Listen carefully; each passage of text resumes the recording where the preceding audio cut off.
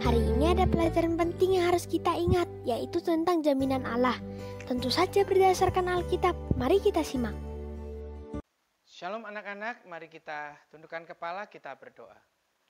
Bapa dalam surga, kami berterima kasih karena kebaikan dan kemurahan Tuhan semata, kami boleh dijadikan anak-anak Tuhan. Tolonglah Tuhan, dengan apa yang sudah Tuhan berikan, kami boleh bersetia untuk menjadi anak-anak Tuhan, yang dipakai Tuhan, melayani Tuhan di sepanjang umur hidup kami. Tuhan, kalau sebentar kami akan mendengarkan firman-Mu, tolonglah supaya Roh Kudus sendiri yang bekerja menolong kami, sehingga kami yang lemah boleh dikuatkan untuk menjadi mengerti akan kebenaran firman-Mu. Dalam nama Tuhan Yesus kami berdoa. Amin.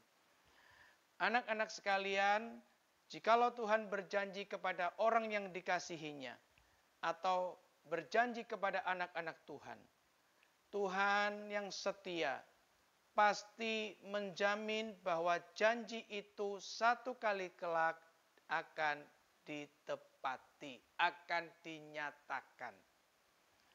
Tetapi yang menjadi pertanyaannya, apakah janji Tuhan itu akan ditepati atau diwujudkan ketika anak-anak Tuhan itu mulai berubah setia atau mulai kurang percaya kepada Tuhan?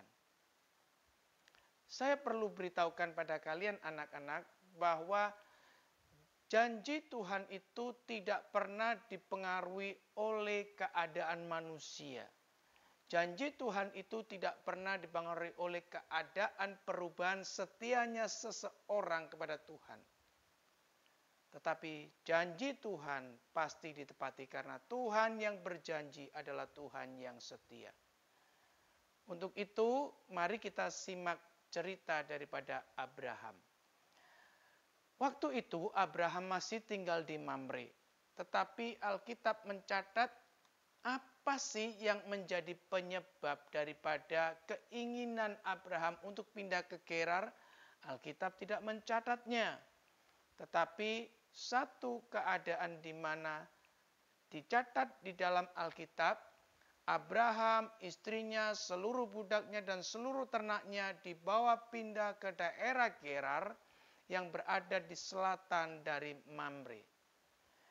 Perjalanan itu cukup panjang dan cukup jauh, dan satu saat memang Abraham tibalah di daerah Gerar. Gerar merupakan daerah orang Filistin. Orang-orang Filistin ini adalah orang-orang yang kejam, orang-orang yang belum mengenal Allah, orang-orang yang masih menyembah kepada dewa-dewa. Namun Alkitab juga mencatat bahwa waktu Abraham tinggal di Gerar, Abraham bukan menjadi penduduk tetap di sana. Alkitab mencatat Abraham menjadi pendatang atau orang asing saja. Nah, waktu Abraham masuk di situ, Abraham menjadi takut. Takut apa? Karena Sarah ini cantik, takut diambil oleh orang, dan khawatirnya lagi takut dibunuh. Benar loh, waktu itu Abimelek melihat Sarah yang cantik, Abimelek ingin menjadikan Sarah itu istrinya. Walaupun Abimelek sudah punya istri. Tapi tahukah kalian, waktu Abimelek sudah mengambil Sarah untuk menjadi istrinya, tapi belum ya, untuk mau menjadi istrinya, pada waktu malam hari Tuhan mendatangi Abimelek dalam mimpinya. Tuhan mengatakan, Abimelek, engkau harus mati karena engkau mengambil perempuan yang sudah bersuami. Dalam mimpi itu terjadi pembicaraan. Maka Abimelek menjawab, Tuhan, masakan engkau akan membunuh atau membinasakan bangsa yang tidak bersalah? Dan bukankah Abraham mengatakan bahwa Sarah adalah saudaranya? Dan Sarah mengatakan bahwa Abraham adalah saudaranya. Aku ini melakukan ini dengan hati yang tulus. Artinya dengan pikiran yang baik, dengan tujuan yang baik, bukan tujuan yang jelek. Itu sebabnya dia katakan dengan hati yang tulus. Juga dengan tangan yang bersih. Artinya aku waktu mengambil Sarah, itu bukan dengan cara kekerasan, bukan dengan cara memaksa kepada Abraham. Tapi dengan cara-cara yang baik, tangan yang suci, istilah yang dikeluarkan oleh Abimelek. Apakah Tuhan tidak tahu? Ternyata Tuhan tahu dan menjawabnya, aku juga tahu bahwa engkau melakukannya dengan hati yang tulus. Itu sebabnya aku mencegah supaya engkau tidak berbuat dosa kepada aku. Itu kata Tuhan. Dan aku mencegah engkau untuk tidak menjamah atau memegang atau tidur dengan Sarah. Tetapi sekarang, kata Tuhan kepada Abimelek dalam mimpinya, kembalikan Sarah kepada Abraham, karena Abraham adalah seorang nabi. Dia atau Abraham akan berdoa untukmu, engkau akan hidup. Tetapi jika engkau tidak mengembalikan Sarah pada Abraham, engkau pasti mati. Ketika Abimelek bangun pagi hari, Abimelek menjadi orang yang terheran-heran. Karena sepanjang umur hidupnya pasti dia belum pernah bermimpi, berdialog atau bercakap-cakap dengan Tuhan.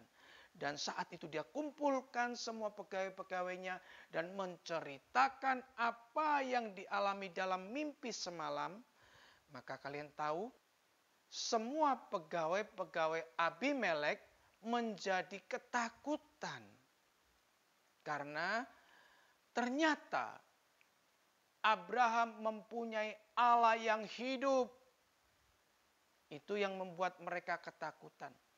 Anak-anak, dari cerita ini kita boleh melihat, kita boleh menyimak bahwa sekalipun Abraham punya rasa kurang percaya kepada Tuhan melalui takutnya, Abraham mulai berubah sedikit setianya kepada Tuhan. Tetapi Tuhan tidak pernah berubah setia untuk menjamin janjinya. Bagaimana cara Allah menjamin janjinya? Yaitu Abraham akan dijadikan bangsa yang besar, Sarah akan melahirkan seorang anak yang diberi nama Ishak. Caranya adalah Tuhan tidak mau kalau Sarah menjadi istri daripada Abimelek. Yaitu Tuhan mendatangi Abimelek di dalam mimpinya. Bagaimana juga cara Tuhan menjamin bahwa janjinya itu pasti ditepati? Tuhan memberitahukan kepada Abimelek juga. Kalau Sarah tidak dikembalikan kepada Abraham, engkau pasti mati. Dan juga caranya adalah memberitahukan kepada Abimelek bahwa Abraham adalah seorang nabi. Seorang nabi itu adalah seorang yang menjadi juru bicara Tuhan. Seorang yang lebih dahulu tahu isi hati Tuhan. Maka Abimelek saat itu tidak berani bermain-main dengan waktu yang Tuhan berikan, yaitu untuk mengembalikan Sarah kepada Abraham. Maka saat itu orang-orang di Filistin, khususnya di Gerar, boleh tahu bahwa Allah daripada Abraham dan Sarah adalah Allah yang hidup. Anak-anak sekalian, ketika kau sudah mendengar cerita ini, jangan membuat kalian bermain-main dengan Tuhan. Tuhan, aku mau berubah setia karena janjimu itu pasti dijamin. Tidak. Jikalau kau bermain-main dengan Tuhan, Tuhan pasti hukum engkau. Jikalau engkau bermain-main dengan Tuhan, Tuhan pasti beri hajaran pada kalian. Tetapi melalui cerita ini, mari kita belajar setia kepada Tuhan. Seperti Tuhan itu sudah setia kepada kita melalui janji-janjinya. Puji Tuhan. Mari kita sama-sama tundukkan kepala dan kita berdoa. Bapa dalam sorga, kami berterima kasih kalau kami mempunyai Allah yang begitu setia terhadap janjinya. Karena Tuhan itu setia adanya. Tuhan, ajarkan kami juga untuk senantiasa setia kepada Tuhan, mencontoh Tuhan, meneladani Tuhan sepanjang umur hidup kami. Dalam nama Tuhan Yesus kami berdoa. Amin. Sahabat BDKA patut bersyukur loh, karena janji Allah kepada Abraham bukan hanya merupakan peristiwa sejarah yang tidak ada hubungannya dengan kita. Bahkan, sekarang makin jelas hubungannya di dalam Kristus yang menguruskan hidup kita di dunia ini. Persiapkan terus membaca Kejadian pasal 20 ayat 8-18 ya.